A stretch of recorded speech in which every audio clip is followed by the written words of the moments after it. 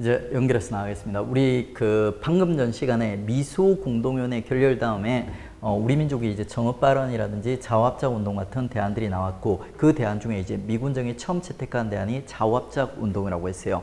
그래서 이제 그 자화합작 운동과 관련된 내용을 살펴보도록 하겠습니다. 뭐 전반적인 배경은 우리 이미 알고 있는 거예요. 1차 미소 공동위원회가 휴회되었고, 그리고 이제 북한은 북조선 임시인민회로 잘 나가고 있었다. 그러다 보니까 이승만이 위험한 정업 발언을 갖다 하게 되고, 남한만의 단독 정부 수립하자 이렇게 얘기했던 거죠. 그리고 이제 여기에 반발해서 등장한 게 바로 중도적인 성격의 자화합작 운동, 자화합작 위원회라고 이제 보시면 되는 거예요. 자, 자화합작 운동을 우리가 고난도까지 문제를 풀려면 있죠. 요 1단계, 2단계로 나눠야 되는데, 그냥 이제 기본 문제 풀려면 1단계, 2단계 나눌 필요 없어요. 그냥 자화합작 운동. 자화합작 운동을 주도했던 인물은 여운형, 중도 자조, 그리고 김규식 중도우. 우리 건준이에서는 중도우가 안재홍이 나왔죠. 근데 이제 김규식으로 이제 바뀐 거예요. 근데 안재홍도 곧 나올 겁니다. 그 다음에 이 둘이 초기에 주도를 했고, 그리고 누가 함께 했다? 미군정이 지원을 했다. 미군정이 함께 했다 하는 겁니다. 그리고 이제 이 자화합작 운동 1단계 보면 핵심 키워드가 자화합작이에요. 자화합작 위원회를 조직해서 여운형과 김규식이 주도했고, 그리고 이 위원회가 주도해가지고 자화합작 7원칙을 작성하였다. 이게 이제 1단계 핵심적인 내용이에요. 1단계 핵심적인 내용 중 자화합작 7원칙과 관련된 내용 정리하겠습니다. 자, 7원칙 중에 1, 2, 3, 4까지가 중요한 거예요. 5, 6줄도 안 나온다고는 할 수 없죠. 이건 심화예요, 심화. 1, 2, 3, 4까지 확실히 정리하겠습니다. 자, 자화합작으로 임시정부 수립, 미소공동위원회 재개, 요 두 개를 갖다가 이렇게 연결해 주세요. 이 두 개는 뭐냐면, 자, 자화합작 운동은 미군정이랑 사이가 좋아요, 안 좋아요? 좋아요. 미군정이 지원을 해줘서 이게 어떻게 보면 본격적으로 가동될 수 있었던 겁니다. 그렇기 때문에 미군정이 미군정을 갖다 지지를 해주는 거예요. 미국이 소련과 합의한 모스크바 3상회안을 갖다 지지를 해주는 거예요. 그렇기 때문에 그 합의안에 담겨 있는 임시정부 수립, 그 다음에 이제 자화합작으로 임시정부 수립, 그 다음에 미소공동위원회 재개 요청, 이런 내용들을 갖다 하게 되는 거예요. 왜? 미국과 공조하는 입장이니까. 그 다음에 3, 4번은 있죠. 요 두 개 또 묶어주세요. 요 두 개는 있죠. 민중들이 주장하는 내용들을 갖다 담고 있어요. 민중들이. 북한에서 이미 토지개혁과 친일파 처리가 꽤 높은 수준으로 이루어진 거예요. 그래서 민중들이 우리도 하자 이렇게 얘기하는 거예요. 그러다 보니까 이제 우리 토지개혁하자, 그리고 중요산업 국유화하자, 그리고 여기서 포커스를 잘 맞춰야 되는 게 토지개혁이 어떤 방식으로 이루어지냐 하는 거예요. 그러니까 북한은 사회주의, 무상 올리죠. 남한은 자본주의, 유상. 근데 얘들은 중도적으로, 그러니까 자화합작이죠. 그래서 얘들은 애매하게 섞여 있어요. 유상과 무상이 섞여 있어요. 유상과 무상. 자, 유상으로 개혁을 할 때 일단 땅을 마련하는 과정에서는 유상으로 하자는 거예요. 유상. 돈을 주고 땅을 사자는 거예요. 그 다음에 나눠줄 때는 무상으로 나눠주자. 어떤 면에서는 되게 이상적이에요. 이야, 사람들이 저항이 별로 없겠는데, 사람들이 대부분 좋아하겠는데? 근데 이게 어떻게 보면 제일 비현실적인 토지개혁이 아니에요. 그 가난한 나라에서 땅을 갖다가 마련할 때는 돈을 주고 사고 있죠. 나눠줄 때는 무상으로 나눠진다. 말이 안 되는 거죠. 그러니까.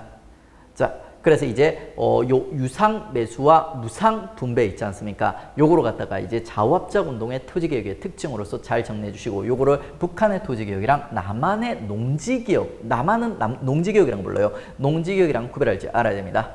그 다음에 뭐 친일파 청산을 위한 뭐 이런 것들, 조례 제정하자, 법규를 제정하자, 이런 내용들이 같이 등장한다는 거 여러분 기억해 주시면 됩니다.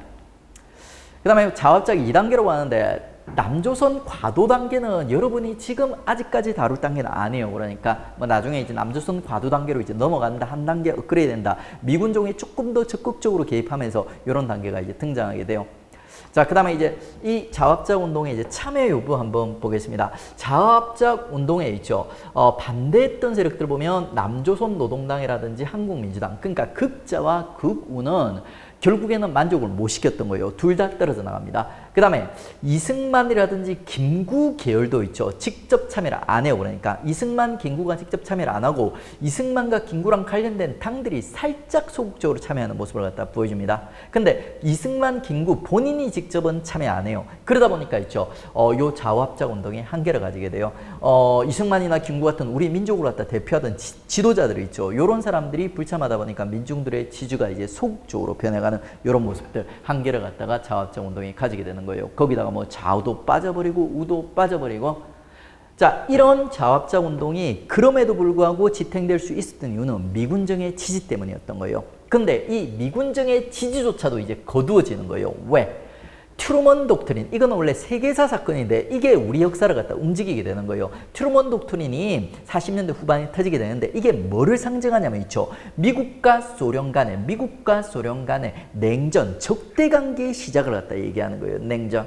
차가운 전쟁이 이제 본격화되는 거예요. 그러다 보니까 미국도 소련도 이제는 둘이 같이 할 생각이 없는 거예요. 원래 미국은 자업자 운동을 만든 건 있죠. 소련이랑 어떻게든 같이 가기 위해서 만든 거예요. 근데 이제 미국이 소련을 적으로 보고 있지 않습니까? 같이 갈 생각이 없어져 버리는 거예요. 그래서 이 냉전의 시작을 갖다 어떻게 보면 상징하는 사건이 트루먼 독트린 이후에 있죠. 2차 미소공동위원회도 어떻게 보면 냉전 상황을 갖다 잘 반영하고 있어요. 2차 미소공동위원회가 재개가 되는 데 있죠. 이제는 소련도 미국도 서로 얘기를 안 하려고 해요. 그러니까 너네랑 얘기가 안 된다 하면서 바로 결렬되는 모습이 등장하는 겁니다. 자, 그러다 보니까 이제 자합자 운동은 생명을 갖다 다하게 되는 거예요. 미국이 더 이상 있지 않습니까? 자합자 운동을 지지를 안 해주는 거예요. 그러다 보니까 미국 보호 아래에 있던 요원형 있죠. 요원형이 이제는 보호받지 못하게 되면서 자연스럽게 살해당하는, 해화동에서 이제 그 살해당하는 모습이 등장하게 됩니다. 그러면서 자합자 운동은 쫑나게 되는 겁니다. 관련된 문제 풀어보겠습니다. 자합작 운동 활동에 대한 설명으로 가장 옳지 않은 것은 1차 미소공동위원회 결렬 이승만 중심 단독정부 수립론이 제기됨에 따라 이에 대응하여 제기되었다. 자, 맞죠? 1차 미소공동위원회 결렬 그리고 이승만이 단독정부 정업발언 얘기하는 거죠. 이에 따라 자업자운동 여운형과 김규식 등 중도파가 중심, 그 다음에 미군정은 처음부터 이를 지지하지 않았으나 대중은 이를 지지하였다. 반대로 얘기하고 있죠. 그러니까 미군정은 처음부터 이를 지지하였다. 막판에 가서 입장 바뀌지만 그 다음에 대중은 이 운동을 지지하지 않았다. 대체로. 그 다음에 자업작 친원 측은 토지 문제, 친일파 처리 등 중도적인 입장에서 조정한 것이었다. 당연하죠. 자, 그러면 이제 원래는 미소가 모여서 한반도 문제를 갖다가 모여서 결정하기로 했어요. 그러니까 근데 둘이 완전 쫑나버렸죠. 트루먼 독트린을 통해서. 그러면 이제 한반도 문제는 어떻게 결정한 건가? 여기에 대한 대안을 갖다가 미국이 제시합니다. 미국이 아주 공정한 척하면서 얘기를 하는 거예요. 뭐라고? 야, 우리 한반도 문제는 그러면 아주 공정하게 유엔이라는 국제기구 있지 않습니까? 국제기구에서 아주 공정하게 결정을 하자 하면서 한반도 문제를 갖다 유엔에 상정을 갖다 해버려요. 그러면 이제 유엔에서 뭐라고 하는지 보겠습니다. 자, 미국이 한반도 문제를 갖다 유엔에 상정하고 유엔에서는 이런 결론을 내리는 거예요. 유엔 감시하에서 인구 비례에 의해서 총선거를 하자. 그리고 그 총선거에 뽑힌 국회의원들에 의해서 결정하자. 이렇게 얘기를 했던 거예요. 이게 겉으로 봤을 때는 되게 공정한 것 같죠. 근데 그 내면을 실질로 보면은 공정한 게 아니에요. 그러니까 왜? 남한이 인구가 북한에 비해서 거의 2배 정도 많습니다. 그 인구 비례로 총선거를 실시하면 남한에서 국회의원이 2배가 나올 거고 있죠. 얘들이 미국의 영향권 안에 있는 거예요. 그러다 보니까 당연히 남한, 미국의 뜻에 따라서 결정이 될 거예요. 그래서 이제 자연스럽게 있지 않습니까? 요 유엔이 이 선거를 갖다 감사하기 위해서 임시위원단을 갖다 파견하게 되면 소련이 있지 않습니까? 북한으로 입국을 갖다 거부하는 모습을 보여주는 거예요. 왜? 쟤네한테 너무 불리하니까. 유엔이라는 기구는 실제로 미국이 중심에 있고 그 다음에 미국의 절친들이 장악하고 있는 국가예요. 그러다 보니까 당연히 미국한테 이렇게 유리하게 결정이 나 있고 소련은 있죠. 당연히 여기에 반발하는 모습이 등장하게 되는 겁니다. 자, 그러다 보니까 이제 유엔 총회 결정이 지금 막혀버린 거예요. 소련의 결정에 의해서. 그러다 보니까 이제 유엔이 긴급 소총회를 갖다가 모집하게 되는 거예요. 그게 이제 유엔 소총회. 그리고 소총회에서 새로운 결정을 하는 겁니다. 무슨 결정? 접근 가능한 지역. 자, 이 임시위원단이 있지 않습니까? 접근 가능한 지역에서만 총선거를 실시하자. 만자 나왔습니다. 자, 이 말은 무슨 말이냐면 남한에서만 총선거를 실시하자. 이 말은 남한에서만 정부를 갖다 만들자. 남한에만 단독 정부를 만들자. 이승만이 주장했던 거랑 결국 결론이 똑같이 나오는 거예요. 이승만이 대단한 인물은 대단한 인물이에요. 아주 그렇게 막 마음이 가는 이런 인물은 아닌데 있죠. 똑똑하고 대단한 인물은 맞습니다. 외교적 감각도 뛰어나고.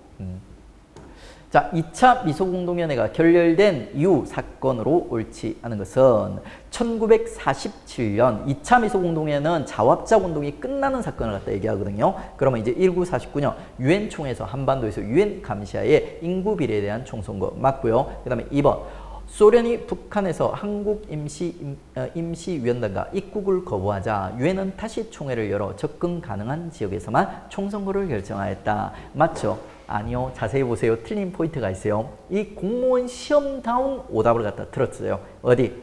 자, 다시 총회가 아니라 소총회요. 소총회와 총회를 갖다 구별하셔야 됩니다. 총회에서는 자 남북 총선거, 그 다음에 소총회에서는 접근 가능한 지역 남한에서만 총선거를 갖다 결정했어요. 요 두 개를 갖다 구별할지 알아야 됩니다. 총회가 아니라 소총회라서 드린 거예요. 미군 정화의 반대에도 불구하고 김규식 등은 지금 3번과 4번은 뭐냐면 있죠. 자 유엔에서 이런 결정을 하다 보니까 남한만의 단독 정부 수립을 갖다 결정하다 보니까 우리 민중들이 이제 반발하는 거예요. 김구를 중심으로 한 민족 지도자들의 반발이 3번이고 있죠. 제주도민을 갖다 중심으로 한 민중들의 반발이 이제 4번이 되는 거예요. 요 내용은 이제 우리가 아직 안 배운 놈입니다. 일단 2번이 명백하게 틀렸다 끌어낼 수 있습니다. 그리고 이제 이런 유엔 상정에 의해 가지고 위아래로 우리 민중들이 반발한다고 했죠. 그 반발 내용들을 이제 정리해 보겠습니다. 민족 지도자들은 있죠. 민족 지도자들은 남북 협상이라는 걸 추진하게 돼요. 주인공은 이제 김구와 김규식 등이 남북의 정치인들을 남한의 정치인들을 갖다 모아가지고 이제 북한으로 방문하는 거예요. 첫 단계가 보시면 김구가 있죠. 소총회 남한만의 단독 정부 결정에 반대하면서 3천만 농포에게 읍고함이라는 글을 갖다 쓰게 돼요. 내가 38선을 베고 누워 죽을지언정 있죠. 죽을지언정 남북이 분단되는 것은 볼 수 없다. 이렇게 얘기하면서 이제 사람들을 갖다 자기 생각에 동조하는 사람들을 갖다 모으는 글이에요. 그래가지고 이제 사람들이 모이죠. 그러면 이 사람들을 갖다 데리고 있죠. 북한으로 직접 찾아가는 거예요. 평양에 방문하는 거예요. 그래서 이제 북한을 대표하는 인사들이랑 회의를 나눠가지고 어떻게든 단독 정부를 갖다 수립하려고 아둥바둥하는 모습을 보여주는 겁니다.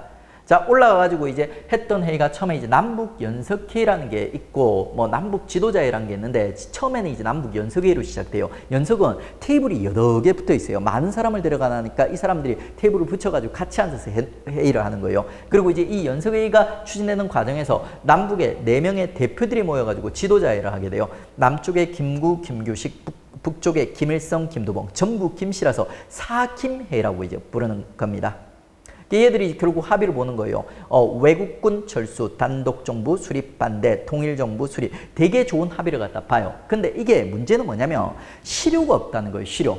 지금 김구가 있지 않습니까? 김구, 김규식이 남한을 대표할 수가 있어요, 없어요? 남한의 실세는 미국인데 미국의 허락도 안 받고 어떻게 보면 미국의 반발에서 올라간 거예요. 그러다 보니까 이런 합의가 힘을 가지지를 못해요. 그러니까 그게 실현되지 않았다. 그 다음에 이제 또 북한 정권 수립에 일부 이용되기도 합니다. 자, 김구가 남한에서 있죠. 유명한 민족 지도자들을 갖다 모아서 올라갔던 거예요. 그랬더니 김일성이 뭐라고 광고를 하냐면 김구 선생님이 북한 정부 수립을 축하해주기 위해서 이렇게 와주셨습니다 하면서 광고를 했던 거예요. 그래서 이제 북한 정권 수립에 이제 이용하는 모습들을 보여줍니다. 그리고 이제 이 남북 협상 세력이 막판에 가서 또 한 번 이 똥보로 갖다 차는 거예요. 김구가 되게 정치적 감각이 뛰어난 인물이에요. 겉으로 봐서는 곰으로 보이지만 실제로는 여우 같은 곰이에요. 한인의 국단 보세요. 얼마나 잘했어요. 그러니까 타이밍 잘 맞춰가지고 근데 이 김구가 이때쯤 돼버리면 뭔가 정치적 감각이 좀 떨어지는 것 같아요. 그러니까 지금 남북 협상도 지금 분위기 파악을 잘 못했고 있죠. 그 다음에 다시 한번 실수를 하게 되는 거예요. 그게 뭐냐면 남북 협상에 참여한 김구, 김규식 세력들이 있지 않습니까? 이 세력들이 남한에 있지 않습니까? 5.10 총선이라는 최초의 국회를 갖다 형성하는 요 선거에 불참을 해버려요. 감정적인 이유로. 우리는 단독정부 수립에 참여를 갖다 안 하겠다면서. 근데 이거는 너무 감정적인 선택이었어요. 이렇게 김구 세력, 중도적인 세력들이 5.10 총선에 참여하지 않음으로써 있죠. 결국 이 초대 총선은 누가 장악하게 되냐면 한민당이라든지 이승만 계열들이 있죠. 그렇게 바람직하지 못한 세력들이 거의 독점을 갖다 해버리게 되는 거예요. 그러면서 우리 남한의 역사의 첫 단추부터 심하게 꼬이기 시작하는 겁니다. 자, 그러면 이제 유엔의 남한만의 단독 선거에 반발하는 위로 흐름, 남북 협상을 갖다 살펴봤고, 그 다음에 이제 아래로의 흐름이 제주 4.3 사태예요. 요거는 가볍게만 설명할게요.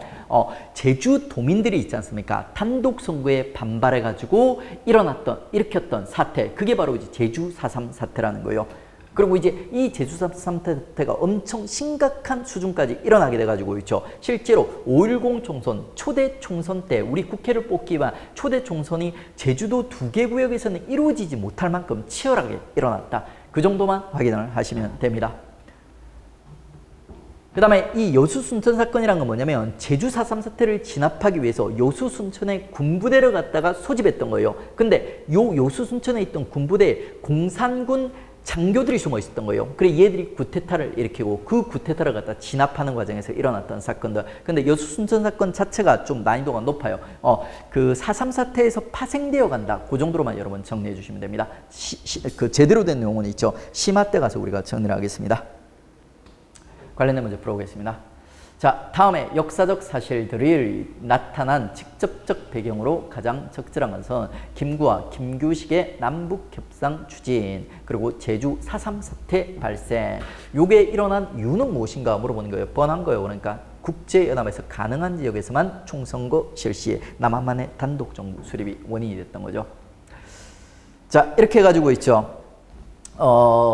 우리가 해방 3년과 관련된 얘기들이 있죠. 요 얘기를 갖다 다 했어요. 그리고 이제 요 직후에 바로 이제 우리 민족이 반발했음에도 불구하고 결국 국가를 갖다 수립하는 과정이 5.10 총선에 시작해서 착착착 진행이 되는 거예요.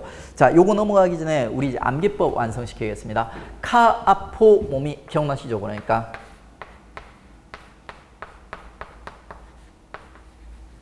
이 암기법이 유치한 거 저도 알고 있어요. 그러니까 자, 근데 쓸만합니다. 동시에 써보면 카포가 이제 모스크바 3상회 이전의 약속들, 해방 이전이요. 그 다음에 이제 모스크바 3상회가 45년도 12월 달 우리 크리스마스 선물로 이제 주어지는 거예요. 지금 연도라든지 월은 여러분들 애우지 마세요. 순서가 훨씬 더 100배 중요해요. 그러니까 근데 마지막에 다듬을 때 심화에서는 연도라든지 월을 갖다 이제 잡아드리는 팁이 좀 있습니다. 근데 그거 집착하면 기본이 안 들어와요.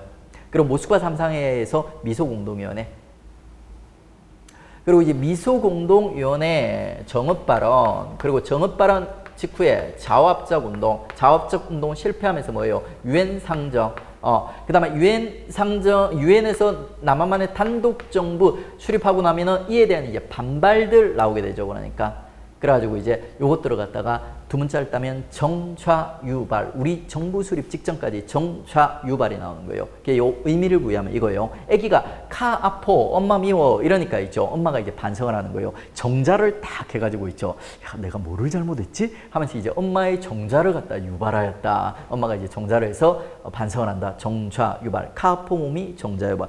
이게 되게 유치한데 의외로 좀 학생들이 잘 써요. 그러니까 저도 이게 그 유용하게 쓰고 있고요. 그러니까 유치한 건 알고 있어요. 근데 좀 써먹어 주세요. 그러니까 의외로 그 크게 안 어려운 암기법이고 활용도가 높습니다. 그러니까 이 파트에 순서 잡는 문제가 되게 자주 나요. 그러면 일단 요거 바탕으로 해가지고 거의 여기서 거의 대부분 해결이 돼요.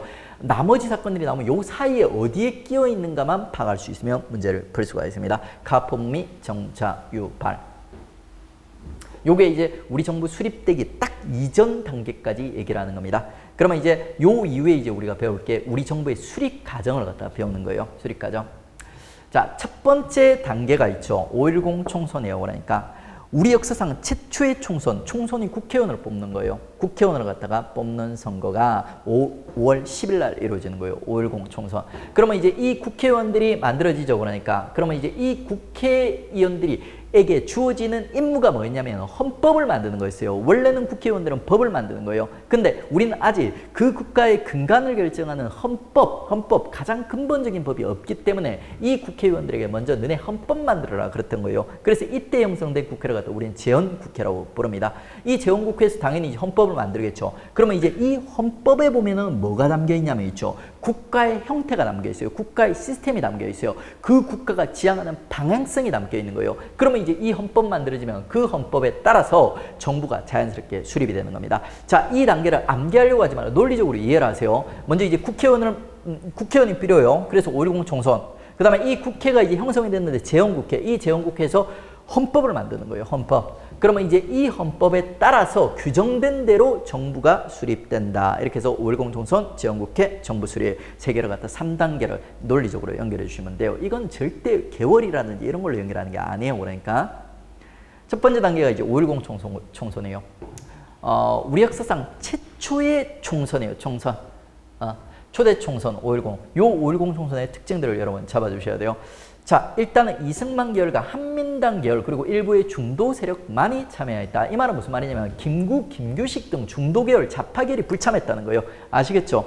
그 다음에 2번 최초의 보통선거. 보통 선거라는 게 뭘 얘기하냐면 일정 연령에 도달하기만 하면 있죠. 남자든 여자든 가난하든 부자든 누구든지 투표권이 주어지는 게 보통 선거예요. 그러니까 요 당시 5.10 총선 때는 그 연령 기준이 뭐였냐면 21세였어요. 요거 기억을 하셔야 됩니다. 21세 남녀에게 선거권이 부여되었다. 이거 오답으로 틀면 21을 갖다 수치를 바꾸게 돼 있어요. 요 당시 21세였고 요 21세가 자 우리 현대사가 전개됨에 따라서 점점 다운그레이드 돼요. 지금은 19살입니다. 19살. 주로 어떤 때 다운그레이드가 되냐면 있죠. 민주적인 정부 때. 민주적인 정부가 진보적인 정부가 있지 않습니까? 아무래도 젊은 계층이 진보 계층이 많다 보니까 선거연령을 갖다 낮추고 싶어 하는 거예요. 이 공화국이라는 이승만의 독재를 갖다 무너뜨렸던 있죠. 되게 민주적인 정부가 있어요. 요때 20세로 다운되고 그 다음에 노무현 정부가 또 나름대로 또 되게 진보적인 정부죠. 요때 이제 또 19세로 다운되는 겁니다. 요것과 구별할 줄 알아야 된다. 그 다음에 요 5.10 총선의 특징 중 하나가 불완전한 총선이에요. 제주도 일부 구역에서 총선거가 이루어지지 못했다. 이거는 이미 우리 공부했어요. 무슨 사건 때문에? 제주 4.3 사태 때문에. 4.3 사태로 제주도는 있지 않습니까? 선거가 불가능할 지경이었던 거예요. 자, 이렇게 이제 5.10 총선의 특징들 잡았습니다. 그리고 이 5.10 총선을 갖다가 이제 표로 확인해 놓은 건데 뭐 특징들 보시면 제일 중요한 건 이거예요. 제주도 이석 1년 뒤 선출. 그 다음에 이제 무소속이 제일 많았다. 이런 것들 바탕으로 여러분들 이걸 보면서 이게 5.10 총선이구나 하면서 끌어내시면 돼요. 그리고 여러분들 그 현대사에서는 날짜를 주면서 어떤 사건에 이름을 붙이는 경우가 많아요. 그러니까 뭐 5.16, 5.18 이러면서 그래가지고 이제 5.10이 또 나중에 헷갈릴 수도 있으니까 제가 암기하는 방법을 알려드리겠습니다. 자, 초대 총선이죠. 그래가지고 이 초대 총선에 따라서 1공화국이 나중에 등장하게 됩니다. 그래서 여러분 이렇게 기억하세요. 5 감탄사예요. 10. 5.10을 탄생시키는 총선에서 5.10 총선 이렇게 이제 암기를 갖다 하십시오. 자, 그러면 5.10 총선 정리를 했고요. 그 다음에 이제 이 5.10 총선으로 그 당선된 국회의원들이 있죠. 재헌국회를 갖다 형성하게 되는 거예요. 왜? 이 재헌국회라고 이름 붙인 이유는 얘들의 주 임무가 바로 헌법을 만드는 거였어요. 헌법. 얘들에게 임기가 2년, 보통 국회의원 임기는 있죠. 4년이에요. 4년. 딱 한 번, 2번 예외가 있는데 한 번에는 시험에 안 나오고 시험에 나오는 예외가 바로 요거예요. 원래 국회의원 임기는 4년인데 왜 얘들은 2년이냐 그러니까 얘들에게 주어진 임무는 있지 않습니까? 초기에 국가 시스템을 갖다 짜는 거라고 봤던 거예요. 그래가지고 헌법 짜고 이 정도가 얘들의 임무라고 봤던 거예요. 그래서 일반 국회의원들이랑 달리 있죠. 2년짜리 짧은 단기 국회를 갖다 형성하게 됐던 겁니다. 그래서 임기 2년이라는 게 재헌국회의 특징이에요. 그리고 얘들이 헌법을 제정하였다. 그 밖에 얘들이 뭐 여러 가지 법들을 제정하게 되는데 요거는 이제 이승만 정부 전기와 관련된 사건들이에요. 지금 여러분들이 암기할 필요 없이 뭐 살짝 연필로 메모를 해주세요. 이승만 정부 전기의 3대 업적과 관련된 있죠. 법들이 나중에 재헌국회에서 등장하게 돼요. 부가적인 내용입니다. 뒤쪽 가면 더 자세히 배우죠. 재헌국회의 가장 큰 숙제는 뭐니 해도 헌법을 짜는 거예요. 그 헌법이 결국엔 만들어지고 있죠. 그 헌법에 따라서 정부가 수립되는 거예요. 초대 정부 1공화국이 수립되는 거예요. 자, 이 헌법에 규정된 정부의 형태가 뭐라고 규정이 되어 있었냐면 대통령 중심제. 그래서 이제 이 대통령 중심제에 따라서 이승만이 정통령, 이시영이 부통령이 되는 겁니다. 자, 이승만은 여러분 다 아실 거고 이시영은 모르실 건데 이시영이 누구냐면 여러분 이혜영 육형제 기억나시죠? 신민의 이혜영 육형제. 서간도 삼원보를 개척했던 형제들. 그 형제 중 막내예요. 나머지는 다 죽고 막내가 이제 살아남은 거예요. 이 사람이 이제 부통령이 되는 겁니다. 그리고 우리 초기 재헌헌법 때 규정에 따르면 기본적으로 대통령이 있으니까 대통령 중심제가 맞아요. 그런데 조금 특이하게 있죠. 내각제적 요소가 가미되어 있습니다. 자, 여기서 이제 대통령 중심제와 내각제 정리해드리고 갈게요. 현대를 대표하는 가장 대표적인 이제 두 가지 정치 체제인데 대통령 중심제는 있죠. 대통령이 행정부의 수장이에요. 공무원들의 집단을 행정부라고 부르는 거예요. 공무원들의 우두머리는 있죠. 행정부의 수장인 대통령을 중심으로 나라를 운영하는 것을 대통령 중심제라고 해요. 그 다음에 내각제는 있지 않습니까? 국회에 힘이 쏠려 있어요. 국회가 있지 않습니까? 행정부와 비슷한 내각을 갖다 만들고 이 둘이 이제 파트너십을 이루어서 나라를 이끌어가는 거예요. 그러니까 이거는 내각제는 결국에는 쉽게 얘기하면 있지 않습니까? 의회 중심의 정치 시스템이라고 보시면 돼요. 대통령 중심제는 대통령의 행정부의 수장이 대통령의 힘을 실어주고 내각 중심제는 있죠. 내각제, 내각 중심제는 그 입법부, 국회의 힘을 실어주는 제도이다. 이렇게 보시면 돼요. 근데 기본적으로 우리 재헌헌법에서는 대통령 중심제, 대통령이 있으니까 대통령 중심제요. 근데 내각제 요소를 갖다 가미하고 있어요. 국회의 힘을 갖다 강화시키는 요소를 가미하고 있다는 거예요. 어떤 면에서? 대통령, 부통령으로 갖다가 누구? 국회에서 뽑는다는 거예요. 원래 일반적으로 대통령 중심제는 대통령을 국민들이 뽑게 되어 있어요. 근데 이런 이제 내각제 형태 요소가 일부 가미되어 있다. 국회에서 대통령을 갖다 간선으로 뽑는 요소 두 개가 섞여 있다는 거예요. 원래 내각제로 가려고 했어요. 근데 이승만이 또 땡깡을 부린 거예요. 나 대통령 아니면 안 해. 얘는 대통령 병에 걸려 있어요. 그러니까 자, 그래서 이제 초대 정부가 이승만 때문에 이런 이제 특징을 갖다 가지게 됐다. 그 다음에 잘 보십시오. 자, 48년 8월 15일 정부가 수립되었다. 일부러 날짜 맞췄어요. 일부러. 우리 해방한 지 3년 이후 칼같이 일부러 맞췄어요. 그 다음에 이렇게 수립된 정부가 있죠. 유엔이 승인한 유일한 합법 정부라는 거. 자, 이게 왜요? 근데 이게 나름대로 자랑스러웠던 거예요. 우리 선조들은. 왜? 북한은 승인받지 못했거든요. 그러니까 이것도 은근히 나옵니다. 봐주십시오. 관련된 문제 풀어보도록 하죠. 1945년 실시된 5.10 총선에 대한 설명으로 옳은 것을 모두 고르면 김구, 김규식 등 남북 협상파가 대거 재헌국회에 진출하였다. 맞아요, 틀려요. X. 얘들은 불참했다고 했어요. 남북한 총선거 불가능 유엔 소총의 결의에 따라 실시되었다. 맞죠? 그러니까 남한만. 그 다음에 임기 4년 단원제 국회 임기 2년이죠. 바로 틀렸고 그 다음에 이승만 대통령 이걸 맞고요. 그 다음에 민주주의가의 바탕을 둔 보통선거로 진행되었으며 21세 이상 연령 맞고 있죠. 보통선거 맞습니다. 맞는 키워드예요. 그래가지고 이제 요 두 개 맞고 두 개는 틀리고 이러네요.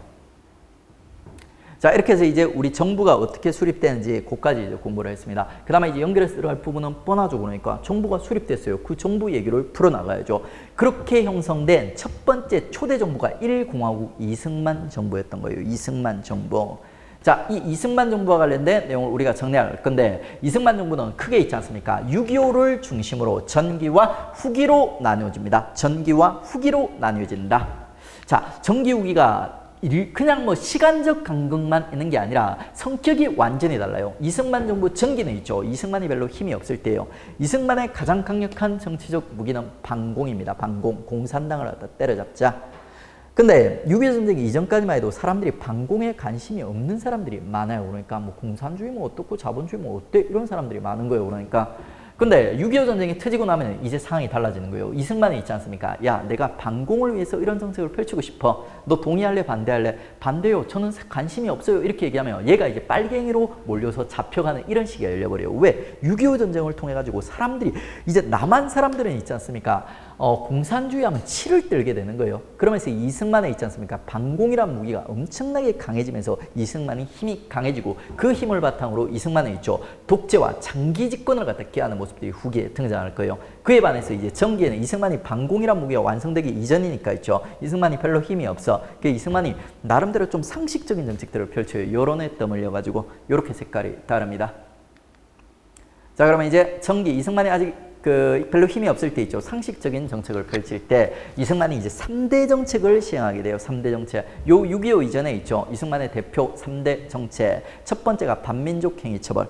이승만은 반민족 행위 친일파들 처벌하고 싶었을까요? 처벌하기 싫었을까요? 이승만을 따르는 계열 중에 친일파 계열이 되게 많아요. 이승만이 해외에서 활동을 했지 않습니까? 나중에 국내로 들어오게 되면 국내의 지지 기반이 좀 약해요. 그러니까 가지고 초기에 이제 한민당이랑도 이렇게 협조를 하고 이런 모습들을 갖다 보여줘요. 한민당이랑 이승만이랑도 분명히 노선이 다르거든요. 근데 둘이 이제 초기에 힘을 합하고 이랬던 이유가 뭐냐면 이승만이 있죠. 자체적인 기반이 없었기 때문에 이승만이 어떻게 보면 한민당을 갖다 이용해 먹은 거예요.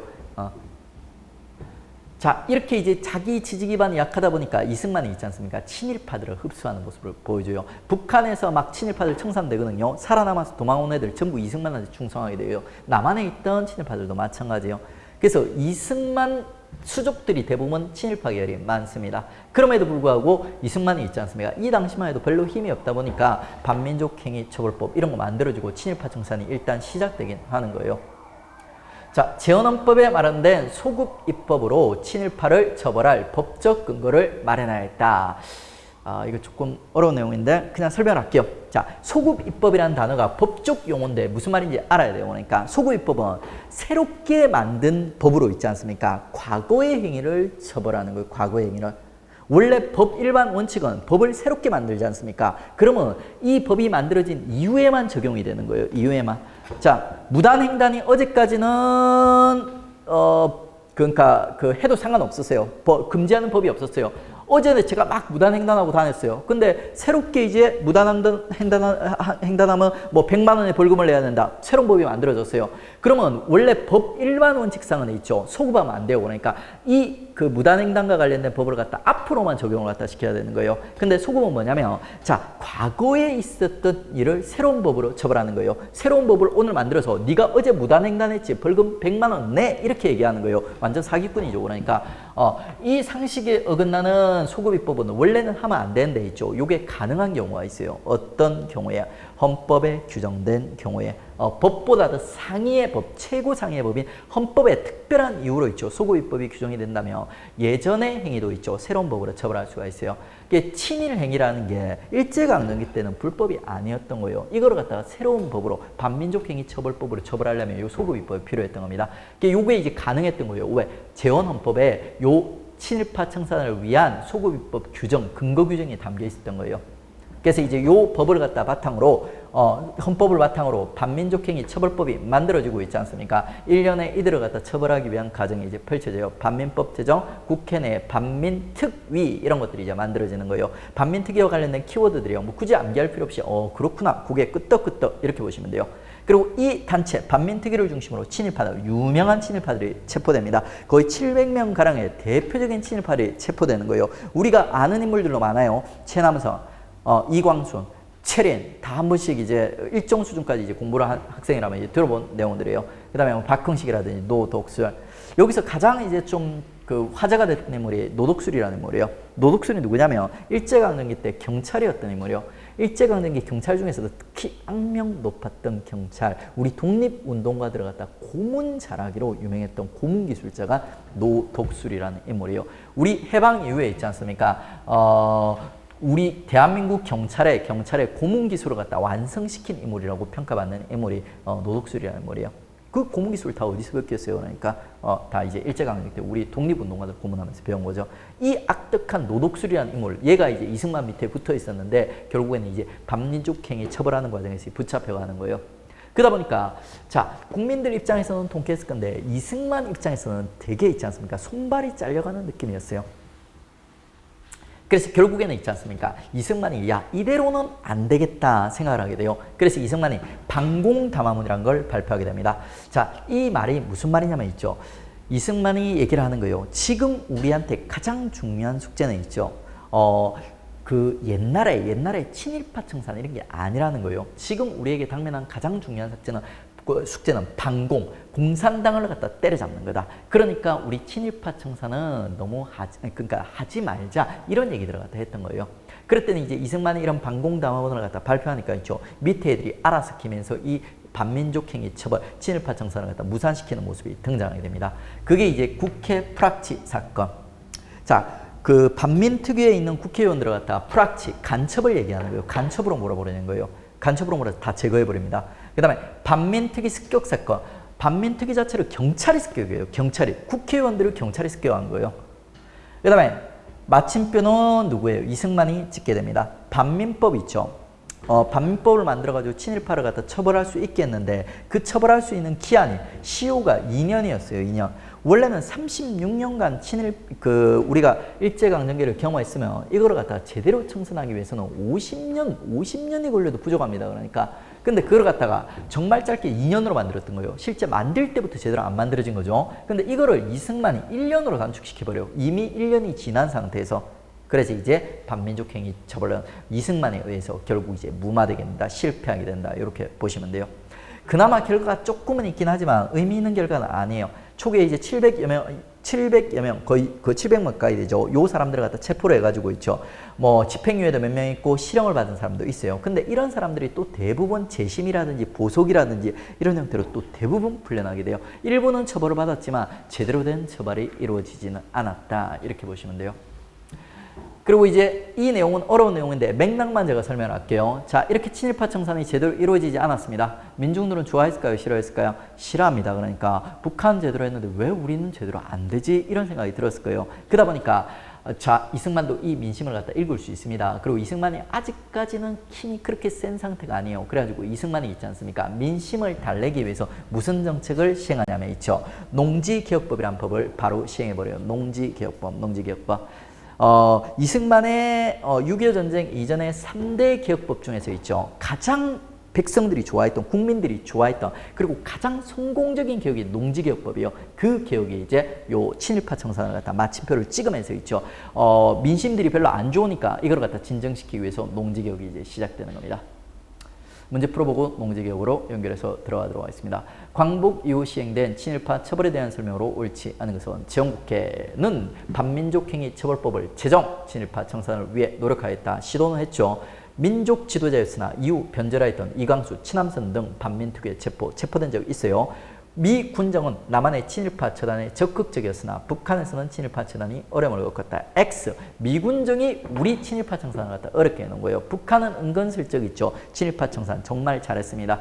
반민특위 일부 의원들이 공산당과 연루되어 구속되는 등 반민특위 활동은 순조롭지 못하였다. 역시 맞는 내용이죠. 자, 그러면 이제 반민족 행위 처벌과 관련된 내용들을 우리 살펴봤고 있죠. 그리고 이제 이 이후에 연결되는 이승만 정부 전개에 있죠. 가장 훌륭했던 정책 농지개혁법 살펴보도록 하겠습니다. 제가 이승만을 그렇게 좋아하지는 않습니다. 근데 이승만도 되게 훌륭한 점들이 있어요. 그러니까 훌륭한 점들이 있고 이 농지개혁법이 그 이승만의 이제 훌륭한 점들 중에 하나예요. 그러니까 저는 어떤 사람에 대해서 무조건 이 사람이 막 뭐 옳거나 무조건 틀렸다고 보지 않아요. 뭐 나쁜 사람 이런 제가 마음에 안 드는 사람 중에서도 이 사람의 또 훌륭하고 뛰어난 점들이 있는 경우가 많아요. 특히 역사의 이름이 남길 정도면 가지고 이제 그거를 뭐 이렇게 너무 일방적으로 해석하기보다는 이 사람은 이런 면도 있고 이런 면도 있다 이런 식으로 이제 가능하면 이제 그래 있었던 사실 그대로 이제 설명을 하려고 해요. 그러니까 그리고 이제 이 인물들에 대한 최종적인 평가는 이제 여러분들이 하시면 됩니다. 그리고 너무 깊이까지 평가하려고 하지 마세요. 그러니까 아직 수험생 나가니까 시험에 나오는 정도 그리고 대략 이제 뭐 이미지 정도만 이렇게 잡아 놓으시면 됩니다. 그러니까. 수험 국사가 아니면 좀 더 이제 재밌게 국사를 갖다 풀어갈 수도 있는데 요거는 이제 어디까지나 수험이기 때문에 우리는 짧은 시간에 이제 국사를 갖다 성적을 받을 수 있게 완성을 해야 됩니다. 그래서 너무 감정적으로 파고들 필요가 없어요. 자, 이승만의 이제 3대 개혁 중 가장 성공적이었던 정책이 이제 농지개혁법이요. 북한이 토지개혁을 이미 성공시켰다고 했습니다. 그러다 보니까 남한 농사꾼들도 농민들도 우리도 토지개혁하자 이렇게 얘기하는 거예요. 북한이 성공시켰던 토지개혁이 이런 토지개혁이에요. 북조선 임시인민위원회라는 정부 조직 비슷한 단체 있었다고 했죠. 여기서 북한식이에요. 그러니까 무상 북한 스타일이죠. 그 다음에 이제 5정보 기준 토지 5정보 이상의 땅들을 다 뺏어가지고 나눠준 거예요. 그 다음에 이제 농지뿐만 아니라 토지까지 대상이 되었다. 이거는 이제 우리 농지개혁이랑 차이죠. 우리는 순수하게 농지인데 얘들은 일반 토지까지도 전부 포함시켜서 나눠줬던 겁니다. 예. 요 북한의 토지개혁에 영향을 받아서 우리도 농지개혁을 하게 되는 거예요. 어떤 방식으로 했나 보십시오. 1, 2번이 포인트예요. 3, 4번은 시험에 잘 안 나와요. 1, 2번이 포인트입니다. 자, 우리는 우리 스타일대로 미국의 영향을 받았으니까 유상이에요. 자본주의 영향. 근데 이제 이 유상을 구체적으로 어떻게 했는지 잘 보셔야 되고 그러니까 우리는 가구당 3정보 이상을 유상으로 매입했어요. 국가에서 매입해가지고 요거를 갖다 이제 나눠주는 방식이요. 북한은 5정보였거든요. 북한보다 우리가 어떻게 보면 좀 더 철저하게 토지 분배를 갖다 했던 겁니다. 그리고 이제 이 토지를 갖다가 유상으로 돈을 주고 있죠. 매입을 갖다 했던 거예요. 근데 정확하게 얘기하면 돈을 준 게 아니라 당시 정부가 가난해서 줄 돈이 없었어요. 돈 대신에 지가증권, 약속음 같은 걸 종이 쪼가리를 하나 적어준 거예요. 자, 몇 년 뒤에 이 종이 들고 오면 얼마 줄게 이렇게 했던 겁니다. 그 다음에 이렇게 마련한 토지를 갖다가 있죠. 유상으로 분배하게 돼요. 우리는 자본주의 영향을 받았으니까. 근데 잘 생각을 해보세요. 소장농들이 집 다 가난한 애들이죠. 이 소장농들 땅이 없는 사람들한테 있죠. 땅을 돈을 받고 팔면 이 사람들이 살 수 있을까요? 없을까요? 못 사죠. 그러니까 근데 살 수 있게 실제로 나눠줬던 거예요. 그래서 이 개혁이 잘한 거예요. 어떻게 구체적으로? 땅값을 일단 저렴하게 합니다. 150%, 150%. 그 땅에서 생산할 수 있는 생산량이 100이라면 있지 않습니까? 150으로 150만 주면 그 땅을 갖다 네 땅으로 줄게 이렇게 된 거예요. 근데 가난한 수장은 150도 마련하기 어려울 것 같은데요? 맞죠? 그러니까. 근데 이걸 마련할 수 있도록 또 해준 거예요. 어떻게? 5년간 분할 납부. 자, 그러면 있죠. 1년 수확량의 30%씩 5년만 내면 있지 않습니까? 그 땅은 자기 땅이 되는 거예요. 원래 소작료가 50%가 넘어요. 근데 소작료보다도 작은 있지 않습니까? 연 30%만 내. 그러면 네 땅 해줄게. 이렇게 한 거예요. 괜찮죠? 현실 가능해요. 이렇게 이제 나름대로 있지 않습니까? 소작농들이 실질적으로 땅을 가질 수 있는 개혁 방법을 썼던 게 농지개혁이에요. 그래서 성공하고 높이 평가받는 개혁법입니다. 그리고 이제 이 농지개혁 과정에서 핵심법이 농지개혁법 안 어렵죠, 그러니까. 그리고 이제 실시가 보세요. 6.25 직전에 실시가 됐어요. 직전. 그리고 6.25로 중단이 됐다 했죠. 6.25 이후에 완성이 되었다. 6.25 직전에 시작되었다. 요건 여러분 알아두셔야 돼요.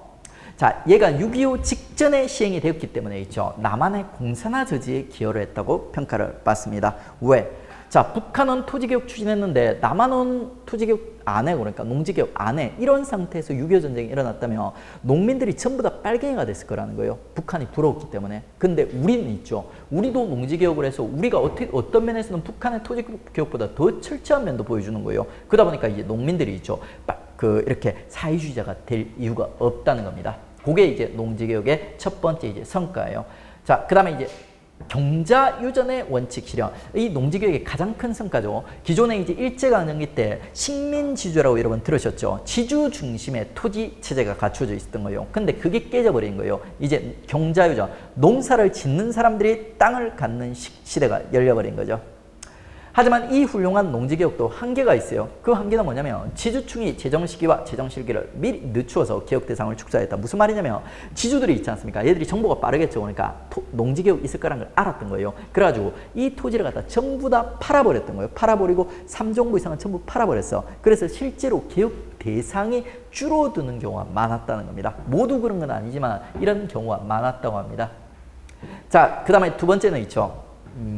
정부는 있죠. 지주들한테 유가증권, 지가증권을 갖다 줄 때 있지 않습니까? 그걸 노렸어요. 이 지주들을 이제는 지주가 아니라 있죠. 산업자본가로 한번 육성해 보겠다 하면서 나름대로 야심찬 계획을 갖다 가지고 있었어요. 근데 요 농지개혁이 시작된 직후에 있지 않습니까? 6.25 전쟁이 터져버려요. 그러다 보니까 이제 이 지가증권들이 전부 종이 쓰레기가 돼버리는 겁니다. 그러면서 결국 있지 않습니까? 결국 요 지주를 자본가 계층으로 육성하는데 바꾸는데 실패했다는 거. 요것도 이제 농지개혁의 한계 중에 하나가 되는 거죠. 아무래도 그리고 이제 이 농지개혁의 결과를 표로 나타낸 거예요. 당연하죠. 그러니까 그 수작농 줄어들고 자작농, 자수작농 그러니까 수작농 줄어들고 그다음에 자작농 늘어나는 거죠. 관련된 문제. 다음 법령의 시행 결과에 대한 설명으로 옳은 것은, 자, 보니까 농지를 매수한다 돼 있죠. 자, 다음에 이제 3정보를 초과하지 못한다 나와 있습니다. 이게 이제 농지개혁법과 관련되어 있는 거죠.